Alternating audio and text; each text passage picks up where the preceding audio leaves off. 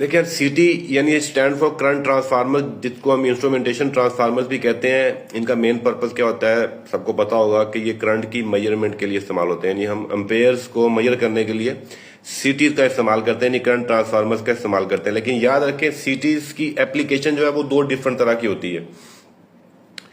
एक तो आप इस्तेमाल करेंगे बिलिंग या इंस्ट्रूमेंटेशन के लिए, जिसको हम इंस्ट्रूमेंटेशन या बिलिंग सीटीज कहेंगे, और दूसरी है प्रोटेक्शन सीटीज, जो कि प्रोटेक्शन रिलेज के साथ इस्तेमाल की जाती हैं।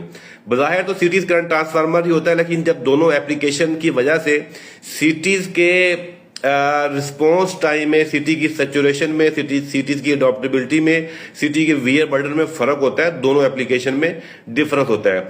फॉर एग्जांपल, जो बिलिंग और इंस्ट्रूमेंटेशन की जो सिटी होती है, वो एक्यूरेसी जो है उसके अंदर बहुत ज्यादा होती है, उसके अंदर जो सेचुरेशन जो है वो बहुत ज्यादा फास्ट होती है बियॉन्ड द रेटेड करंट।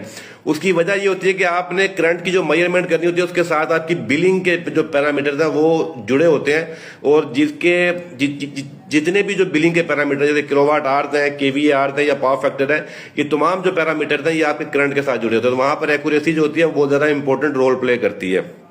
जबकि प्रोटेक्शन के अंदर जो है वो जो विदाउट सैचुरेटिंग उसके अंदर होती है, विदाउट सैचुरेटिंग होती है, उसके अंदर अडॉप्टेबिलिटी होती है, वो बहुत ज्यादा सेंसिटिव नहीं होती उस हवाले से लेकर, क्योंकि अगर बहुत ज्यादा सेंसिटिव होगी तो प्रोटेक्शन रिले जो है वो बहुत ज्यादा जल्दी बार बार ट्रिप करने के चांसेस उसके अंदर होते हैं। तो जो सैचुरेशन वाला इसके अंदर जो बिलिंग में है वो फास्ट सैचुरेट होगी और वो विदाउट सैचुरेट होगी। पहला डिफरेंस तो ये आ जाता है दोनों सिटीज की, दोनों एप्लीकेशन के अंदर।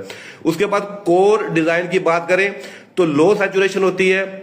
अगर हम बिलिंग और इंस्ट्रूमेंटेशन की बात करें तो लो सैचुरेशन होगी, और जो कोर डिजाइन होगा इसका इंस्ट्रूमेंटेशन ट्रांसफार्मर्स का, वहां पर आपकी हाई सैचुरेशन होगी, जो कोर अवॉइड करेगी डिस्टॉर्शन ड्यूरिंग फॉल्ट। यानी उसके अंदर अगर हाई सैचुरेशन इसी वजह से होती है कि जब फॉल्ट की कंडीशन में जब डिफरेंट तरह के सर्जिज आती हैं तो वो उनको निगलेक्ट करने की पोजीशन उसके अंदर होनी चाहिए, अदरवाइज वो बार बार ट्रिपिंग करवाएगी। तीसरी चीज आती है बर्डन। वीए बर्डन जो होता है वो लो बर्डन होता है। जो भी जितनी भी इंस्ट्रूमेंटेशन और बिलिंग सिटीज होती हैं उनका जो वीए बर्डन होता है वो लो होता है। नॉर्मली 5 से 15 यानी 5 to 15 वीए तक उसका बर्डन जो होता है।